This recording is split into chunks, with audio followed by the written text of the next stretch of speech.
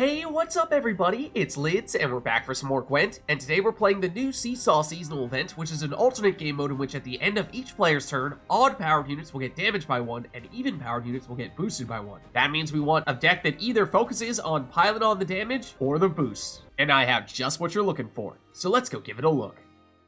So today we'll be playing a Skellige Onslaught Pirates deck that deals lots of damage, gets a bunch of armor, and then uses that armor for either boosts or more damage. So in round 1, we'll start with Holger because he will boost any ships that we play by 1 and damage opponents whenever we play a pirate, and since most of the units that we play are going to be ships and pirates, we'll get a lot of value out of that. Early on, we'll also want to play the Dimun Warship because, although it starts on an odd amount of power, if we use our order ability here, it will damage an opponent unit and damage itself, so that it is back onto even power, which means Seesaw will boost it back up to an odd amount of power at the end of the turn, and the cycle repeats, giving us a consistent source of 1 damage per turn without ever actually having to weaken this card. Similarly, the Craite Longship will give us about 1 damage per turn. And because our leader ability will give all of our ships and pirates armor every time our opponents get damaged, and Seesaw is going to damage a lot of our opponents' units, as will some of our cards, we'll have tons of armor, making the Dimun Corsair a good point engine. Then once we have a lot of ships out there, we can use the Dimun Smuggler next to one of those ships to spawn in another copy of it and get more damage. And then, if necessary, in round 1, we can use Sukrus, combined with Arnaghad to damage whatever units our opponents play, and if we do this in round 1, then our opponent will almost certainly immediately pass, giving us the chance to win round 1, although it would also be kinda nice if you can save this for round 2 or round 3. And you can use Covenant of Steel to protect the Sukrus plus Arnaghad combo, or to protect the card that we'll want to play at the beginning of round 2 or round 3. Because that will be Crach. He gives more armor to cards in our hand, and gives us a little bit of direct damage, but most importantly, whenever we play a pirate or a ship next to him, the card that we play will damage whatever our opponent's lowest card is. Meanwhile, our opponent's lowest card will also damage the card that we play next to Crach, which may sound like that's a net 0-point play. However, remember that because we're loading up on tons of armor on all of our cards, that means whatever we play next to Crach is likely to have enough armor to tank that damage, while still damaging whatever our opponent's card is, which actually makes it kinda similar to Arnaghad. And if we didn't play him in round 1, Dagur will get boosted from all that damage, and we can get a lot more damage using Offering to the Sea, which helps us get enough damage units on the board to set up Champion Shard's Bloodthirst ability. If not, then 5 damage is still at least solid. So that's one potential form of Tull removal. And with all the damage units that Offering to the Sea creates, that also helps set up Wild Boar of the Sea. And finally, our other form of Tull removal is using Terror of the Seas, because while this is in our hand, every time one of our opponent's units becomes damaged, it will gain additional armor. So if we save this till the end of the match, it will have tons of armor, making it almost certainly capable of taking out our opponent's biggest unit. So there's a look at the deck, and like I said, it is all about playing as many pirates and ships as possible, loading up on both the damage and the armor, which sets up even more damage and boosts. So let's go see it in action. Alright, so going up against Syndicate here. And we'll go first.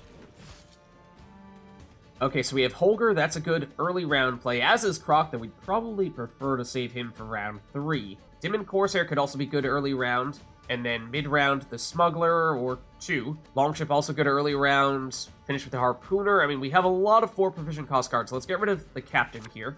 Wild Boar of the Sea, good finisher. Might want to save that for round 3, though. Sukrus plus Arnaghad, obviously fantastic. Question is, do we play this round 1 or do we save that for round 3 as well? Thinking we go 1, 2, 3, 4, and 5, or 5 and 6 for round 1 should be sufficient. So let's start with Holger.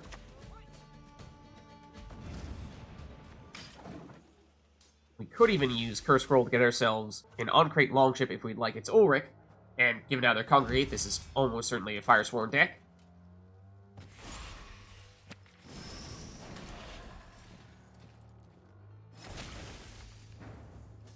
And the plan was probably going to be to play the Light Longship now to deal damage to whatever unit they had that was on even power, except everything's on odd power, which is what we want them to be on. So I think what we'll do is we'll go Curse Scroll here, and take... Actually, I guess Oneiromancy. And use Oneiromancy. Don't press it here, though. Let's get rid of, I guess, the Harpooner. Use Oneiromancy to get a Longship to damage whatever they play next. It's payday, ooh. Okay, to get rid of the Longship, I mean, Holger stays, which is kinda nice.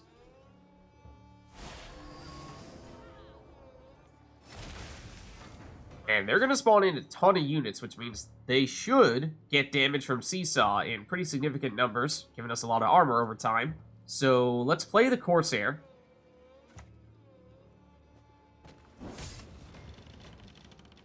Don't yet have anyone to remove armor from, but we're loading up on the armor now. And Light Longship is probably next. Might even want to have played that instead. Okay, Casino Bouncers. We'll get some thinning. Now let's go with the Longship. Let's take the armor from it. But that means we actually don't want to use the damage on this yet, because since it's on even power, we want to get this boosted up, and then once it's on an odd amount of power, we'll use its order ability.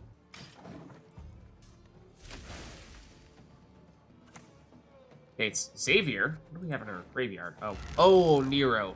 Eesh. Okay. Don't like that. So now let's use the Smuggler next to this Longship, and let's hit one of their cards that's on an even amount of power. And make it damage to give us more armor. And in this case, there unfortunately is not a great option to at least get them damaged, but we can outright remove this Flaming Rose Footman if they don't do anything to boost it at the end of their turn.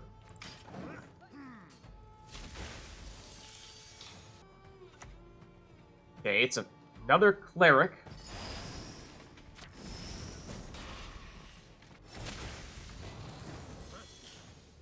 And so we could go Sukrus plus Arnaghad. That's definitely an option. I was thinking we'd go Dimun Smuggler here again. That is obviously the more budget choice. So maybe we stick to that for the time being. And once again, let's go after their even powered units. If we can.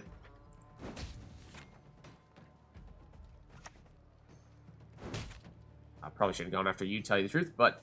Okay, then we can steal some more armor from you.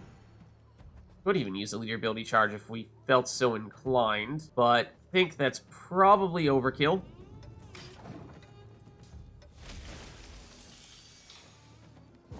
Okay, they'll pass. So that means no Sukrus, no Arnaghad needed, no Crach, no Wild Boar of the Sea, and we still managed to load up on quite a bit of armor as well, so that's very nice too.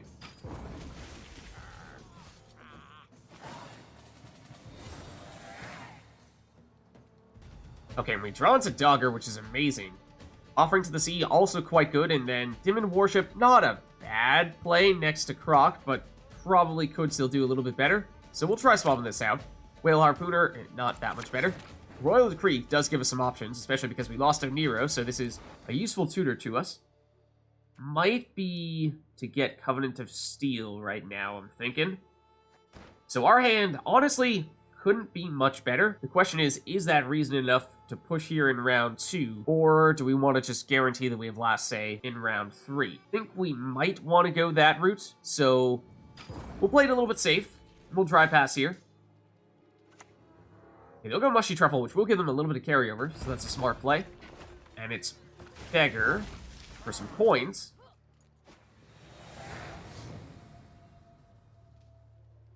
Okay, then we continue to draw into all of our best cards, so that's awesome. We draw into Covenant of Steel, as I said, that was likely to be our Royal Decree target. We get Terror of the Seas in our hand, which is awesome because we need this in our hand to continue to gain armor. That way it can have a huge damaging order ability.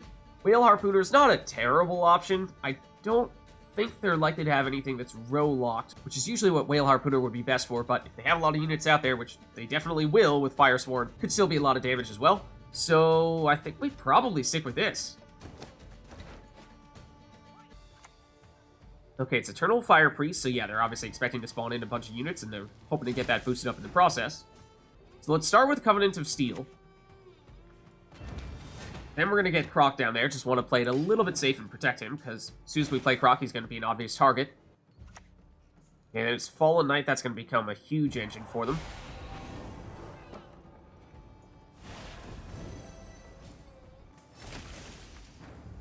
Okay, now let's go with Crach. And we'll give armor to definitely you, then I suppose you and you since you don't have any yet. And we could use our leader ability to outright remove one of these Firesworn Zealots, but I don't think that's all that valuable to us. Hitting the Eternal Fire Priest, dropping it down to an odd number, there's something to be said for that, but I think I might wait until our next turn when we will likely play Dagur before we use our leader ability charges. That way we can get Dagur boosted up fairly quickly.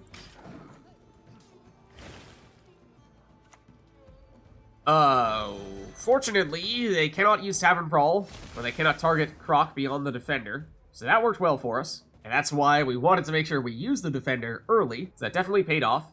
Now let's go with Dagur. Now, he is not a pirate, so that will not trigger Crach, but we can use Crach's damage here, and it is 1 damage, so let's hit one of their even-powered units.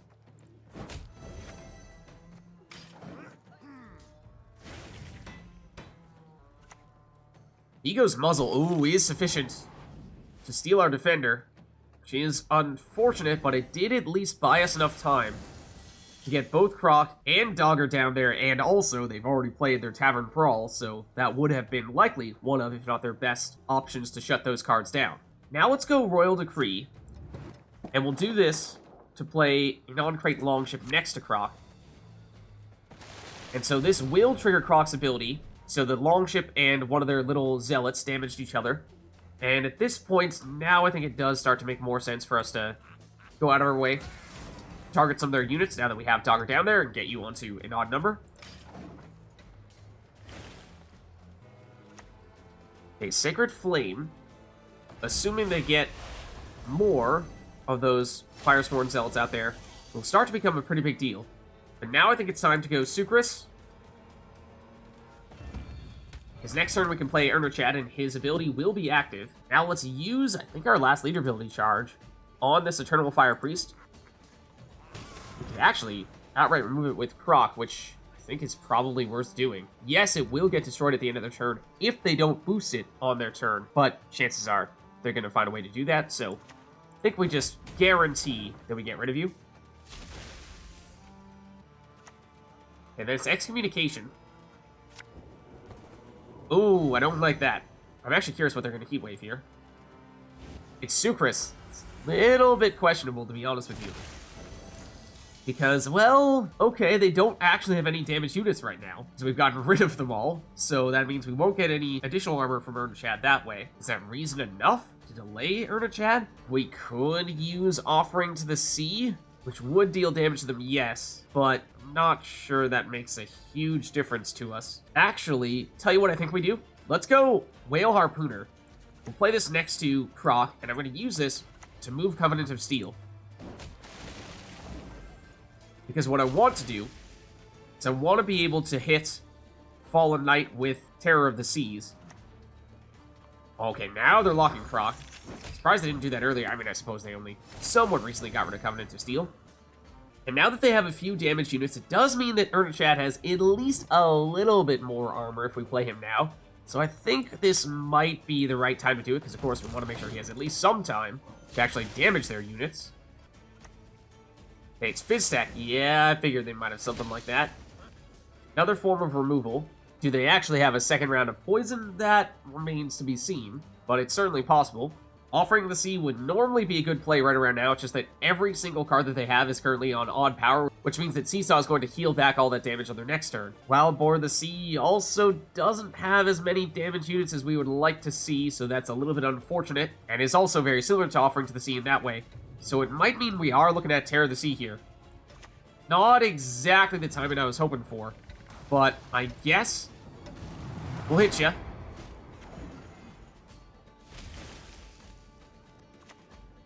It's payday. And now that they are all on an even number, this is where it makes a lot more sense for us to go Offering to the Sea. Does technically mean that this Craite Longship is going to get destroyed at the end of our turn, but it was at most going to deal 1 damage to whatever unit they're going to play here, so it's a worthy sacrifice, I think. Oh, it's Geralt to get rid of Dagur. That's big. Okay, except we are still holding on for the win, and of course, we have Wild Boar the Sea here now. I highly recommend that when you're playing Seesaw, take your last turn, even if you are appearing to be in the lead, because you never know with that damage and boosting at the end of your turn if it's really going to be good enough to finish the job. But it will be here, so we'll take the win. Alright, so going up against Nilfgaard here. And we'll go first. Okay, so we have a few early round cards like Holger, Dimun Longship, Dimun Warship, then mid-round Dimun Smuggler, and then a finisher or two with the Whale Harpooner and Terror of the Seas, although we may still be able to do better than this. So what if we get rid of, say, you? Well, Boar of the Sea is definitely a good finisher, so that's a decent pickup. Maybe we get rid of the Whale Harpooner as well. And Corsair, another good early round option, so okay, maybe we can stick with this. So let's go Holger first.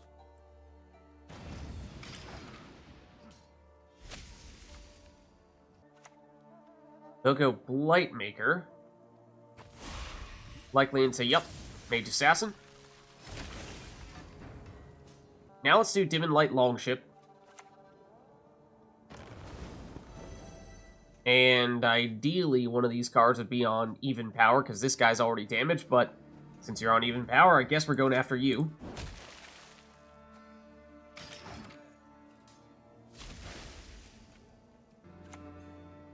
Tourney Joust will be enough to get rid of Holger. And now Dimun Corsair is an option, but I'm thinking we might go instead with Curse Scroll into an Craite Longship. And I might get rid of you, to be honest. Then let's hit one of these guys to get them damage and put them on an odd number of power. Not sure it matters too much which one we go for. Obviously, this would outright remove the Mage Assassin, which maybe that would have been better to have him go down at the end of their turn. Okay, Fur Cart will get damaged. As will Craite Raiders.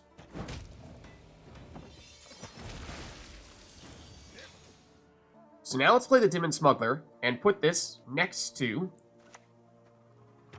Craite Longship to get another copy of it. And now we could outright remove Craite Raiders to deny them the order ability, or we could hit it once. They'd have enough time to use the order ability on their next turn, but it would get destroyed at the end of that turn by Seesaw. I guess we'll deny the order. And then we'll hit the Blightmaker. Put you on an odd number so you'll get destroyed at the end of their next turn. Okay, then they're going Coup Gras on the Dimun Longship. That's an interesting choice.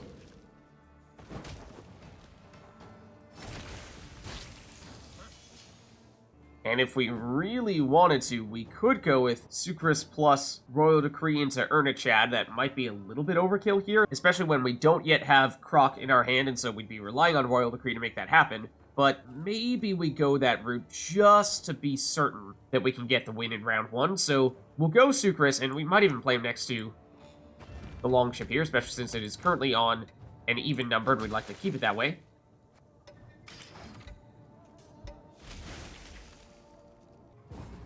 No pass, though. Okay, so we've scared them off. Don't even need to play Arnaghad. So win round one in that case.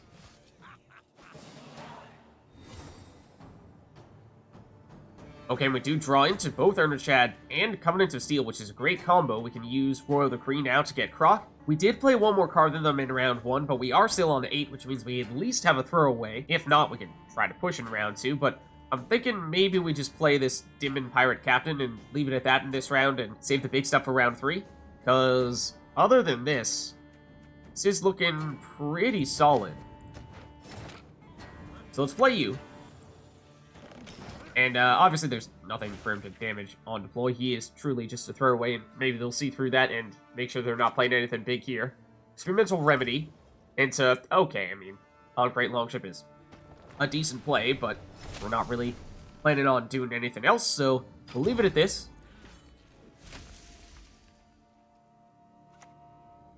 Oh, yawn, though. That's a little concerning.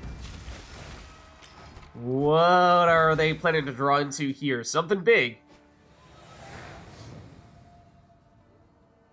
Okay, then we draw into Oneiromancy, which gives us another tutor, which is awesome. Longship, good early turn play, especially because we have a lot of finishers in our hand right now, so I like that. Whale Harpooner, if we're anticipating what they might have used Yon to set up, they might have just drawn into Kahir, who is row locked to the melee row, so we could maybe get rid of a defender if they play one with Terror of the Seas and then move Kahir out of the melee row with Whale Harpooner, so it's not out of the question that this could actually be a relevant play for us, so we might stick with this.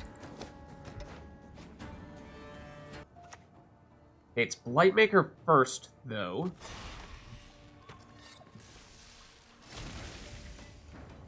So let's begin with the Longship in that case.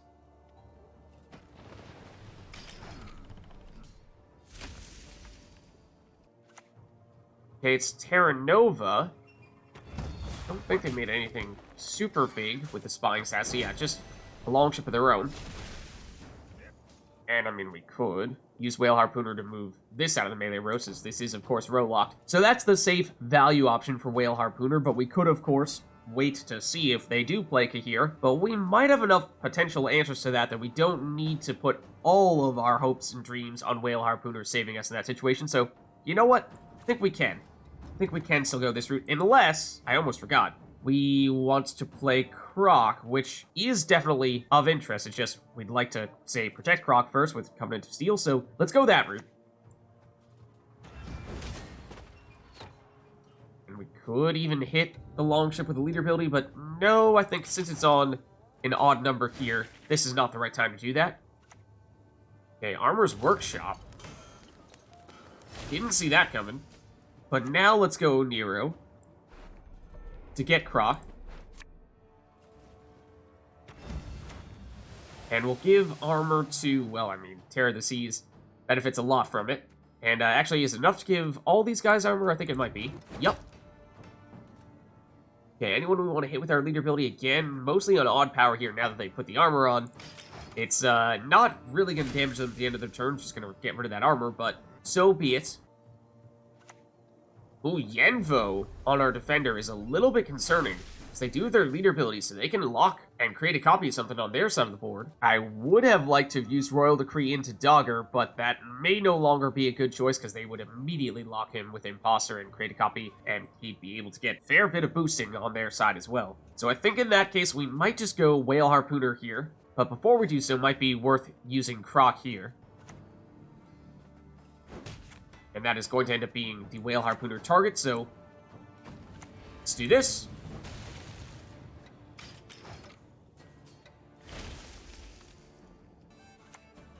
Okay, Bribery. Into another one of these Longships. Okay, and every single card is on an automatic power here, so definitely not the right time to use something like Offering of the Sea. If we were concerned about them using their leader ability on Dagur, then we could even Royal Decree into another Whale Harpooner to move this Longship into the range row so it can no longer deal damage. It's a little extreme, but it may be worth doing, to be honest with you.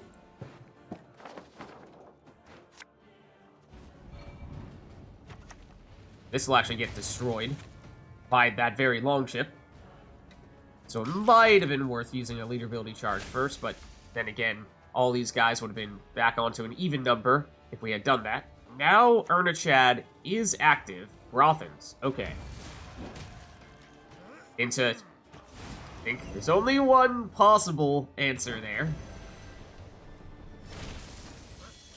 They may choose to create a copy of Arnaghad with their leader ability. That's probably what they'll do instead. So before we play him, let's use Crach and damage some of these guys to get them so that they are damaged, and ideally on an automatic power, because that'll give Arnaghad more armor, especially since we've already used Sukrus. That'll be pretty relevant. So I think we probably do hit Brothams, and perhaps even Blightmaker as well. And Arnaghad is not a pirate or a ship, and so playing him next to Crach does not matter. So we'll put him here in the range row. And I'm expecting them to use their leader ability on him. But even if they do, we can use Terror of the Seas to immediately remove him. Or we can play Wild Boar of the Sea, and whatever damage it takes is going to be completely insignificant. It's War Council. Oh, into Covenant of Steel, which of course they stole from us. And there's the leader ability we were expecting. Doesn't get Arnaghad's deploy ability, so they don't get the extra armor on him. So we could do one of two things. We could either go with Terror of the Seas to just immediately get rid of him, or we could first do Offering to the Sea to damage a bunch of their units, and we should be at Bloodthirst 3 after doing that with you, and we hope Brothans, although technically it is possible for them to get him back up to 4 power, and then remove Arnaghad with Champion's Charge on our next turn. I think I do still prefer that, especially because we do have this Longship as well, which could damage whatever unit they play on their next turn. So I think we go this route. And actually, this is going to get destroyed at the end of their turn. Udgra into, oh, a second Arnaghad, though. Okay, that's interesting. Because, yeah, they are just at Bloodthirst 2 right now. And unfortunately, even Crach can't change that. So tell you what, I think it's Crach onto Mage Assassin. Oh, but this is a... I mistook it for Blightmaker for a second there. No, it's 2 base power, so this is not going to be damaged even after a Wild Boar of the Sea. That was the thought. We can still play it, and it will still take a lot of hits with all that armor.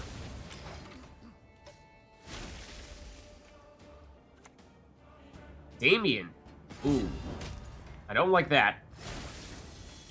So as much as I was thinking we'd use Champion's Charge to get rid of one of their Arnaghads, which we could do. In fact, we could get rid of anything with Champion's Charge right now, because now Bloodthirst 3 is active. What is our preference there? I think Terror of the Seas is probably still our answer for Terra Nova, because this is currently their tallest unit. So then they have an obvious target for their leader ability now. That's not great, that's not great. Crach is kind of late for that, but that's probably what it's going to end up being. Otherwise, it could be on Craite Longship. It's not a huge play. I might actually prefer getting rid of one of these Arnaghads. So let's do that.